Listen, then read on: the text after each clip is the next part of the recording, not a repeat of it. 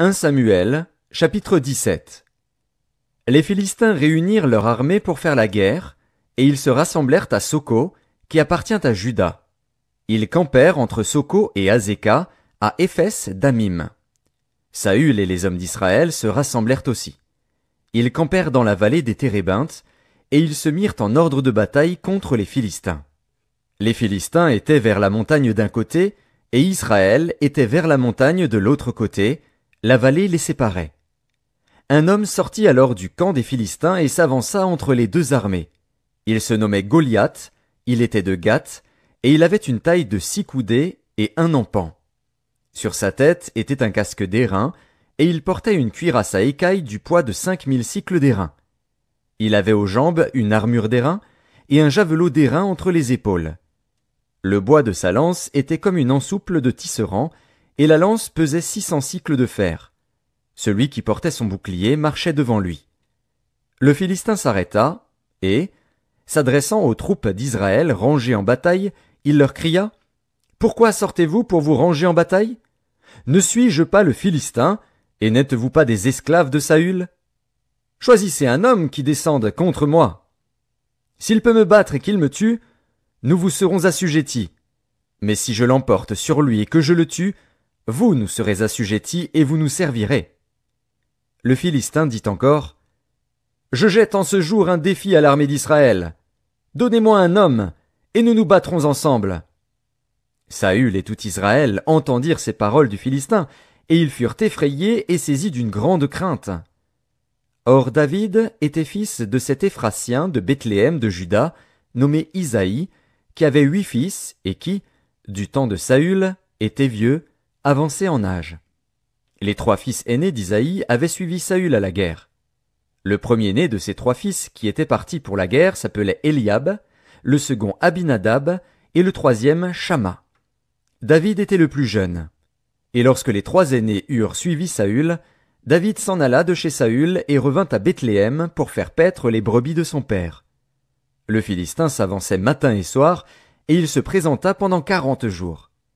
Isaïe dit à David, son fils, « Prends pour tes frères cet épha de grains rôtis et ces 10 pains, et cours au camp vers tes frères. Porte aussi ces 10 fromages aux chefs de leurs milliers. Tu verras si tes frères se portent bien, et tu m'en donneras des nouvelles sûres. » Ils sont avec Saül et tous les hommes d'Israël dans la vallée des Térébintes, faisant la guerre aux Philistins. David se leva de bon matin. Il laissa les brebis à un gardien, prit sa charge et partit, comme Isaïe le lui avait ordonné. Lorsqu'il arriva au camp, l'armée était en marche pour se ranger en bataille et poussait des cris de guerre. Israël et les Philistins se formèrent en bataille, armée contre armée. David remit les objets qu'il portait entre les mains du gardien des bagages et courut vers les rangs de l'armée. Aussitôt arrivé, il demanda à ses frères comment ils se portaient. Tandis qu'il parlait avec eux, voici, le Philistin de Gath, nommé Goliath, s'avança entre les 2 armées, hors des rangs des Philistins. Il tint les mêmes discours que précédemment, et David les entendit. À la vue de cet homme, tous ceux d'Israël s'enfuirent devant lui et furent saisis d'une grande crainte.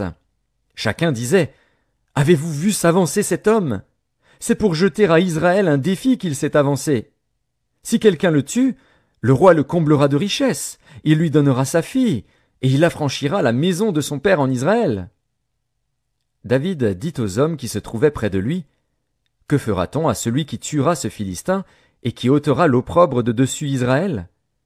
Qui est donc ce Philistin, cet incirconcis, pour insulter l'armée du Dieu vivant? » Le peuple, répétant les mêmes choses, lui dit, « C'est ainsi que l'on fera à celui qui le tuera. » Eliab, son frère aîné, qu'il avait entendu parler à ses hommes, fut enflammé de colère contre David, et il dit, « Pourquoi es-tu descendu? Et à qui as-tu laissé ce peu de brebis dans le désert? Je connais ton orgueil et la malice de ton cœur. C'est pour voir la bataille que tu es descendu. » David répondit, « Qu'ai-je donc fait? Ne puis-je pas parler ainsi? » Et il se détourna de lui pour s'adresser à un autre, et fit les mêmes questions. Le peuple lui répondit comme la première fois. Lorsqu'on eut entendu les paroles prononcées par David, on les répéta devant Saül, qui le fit chercher. David dit à Saül, « Que personne ne se décourage à cause de ce Philistin. Ton serviteur ira se battre avec lui. Saül dit à David, tu ne peux pas aller te battre avec ce Philistin, car tu es un enfant, et il est un homme de guerre dès sa jeunesse. David dit à Saül, ton serviteur faisait paître les brebis de son père. Et quand un lion ou un ours venait en enlever une du troupeau, je courais après lui, je le frappais et j'arrachais la brebis de sa gueule. S'il se dressait contre moi, je le saisissais par la gorge, je le frappais et je le tuais. C'est ainsi que ton serviteur a terrassé le lion et l'ours, et il en sera du Philistin, de cet incirconcis, comme de l'un d'eux, car il a insulté l'armée du Dieu vivant. David dit encore, l'Éternel, qui m'a délivré de la griffe du lion et de la patte de l'ours, me délivrera aussi de la main de ce Philistin. Et Saül dit à David, va, et que l'Éternel soit avec toi. Saül fit mettre ses vêtements à David, il plaça sur sa tête un casque d'airain et le revêtit d'une cuirasse. David ceignit l'épée de Saül par-dessus ses habits et voulut marcher, car il n'avait pas encore essayé. Mais il dit à Saül, je ne puis pas marcher avec cette armure, je n'y suis pas accoutumé. Et il s'en débarrassa. Il prit en main son bâton, choisit dans le torrent 5 pierres polies, et les mit dans sa gibecière de berger et dans sa poche. Puis, sa fronde à la main, il s'avança contre le Philistin. Le Philistin s'approcha peu à peu de David, et l'homme qui portait son bouclier marchait devant lui. Le Philistin regarda, et lorsqu'il aperçut David, il le méprisa, ne voyant en lui qu'un enfant, blond et d'une belle figure. Le Philistin dit à David, « Suis-je un chien, pour que tu viennes à moi avec des bâtons ?» Et, après l'avoir maudit par ses dieux, il ajouta, « Viens vers moi, et je donnerai ta chair aux oiseaux du ciel et aux bêtes des champs. » David dit au Philistin, « Tu marches contre moi avec l'épée, la lance et le javelot, et moi, je marche contre toi au nom de l'Éternel des armées, du Dieu de l'armée d'Israël, que tu as insulté. Aujourd'hui l'Éternel te livrera entre mes mains, je t'abattrai et je te couperai la tête. Aujourd'hui je donnerai les cadavres du camp des Philistins aux oiseaux du ciel et aux animaux de la terre. Et toute la terre saura qu'Israël a un Dieu.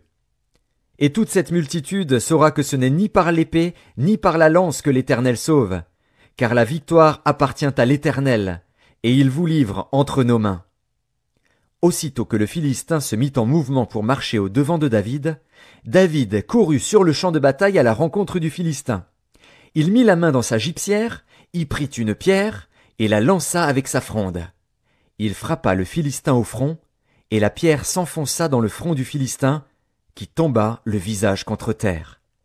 Ainsi, avec une fronde et une pierre, David fut plus fort que le Philistin.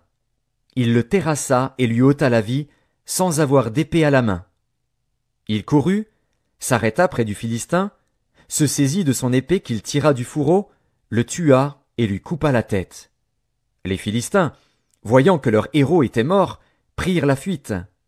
Et les hommes d'Israël et de Juda poussèrent des cris, et allèrent à la poursuite des Philistins jusque dans la vallée et jusqu'aux portes d'Écron. Les Philistins blessés à mort tombèrent dans le chemin de Charaïm jusqu'à Gath et jusqu'à Écron. Et les enfants d'Israël revinrent de la poursuite des Philistins et pillèrent leur camp. David prit la tête du Philistin et la porta à Jérusalem, et il mit dans sa tente les armes du Philistin. Lorsque Saül avait vu David marcher à la rencontre du Philistin, il avait dit à Abner, chef de l'armée, « De qui ce jeune homme est-il fils, Abner ?» Abner répondit, « Aussi vrai que ton âme est vivante, ô roi, je l'ignore. » « Informe-toi donc de qui ce jeune homme est fils, dit le roi. Et quand David fut de retour après avoir tué le Philistin, Abner le prit et le mena devant Saül. David avait à la main la tête du Philistin. Saül lui dit, « De qui es-tu fils, jeune homme ?» Et David répondit, « Je suis fils de ton serviteur Isaïe, Bethléemite. »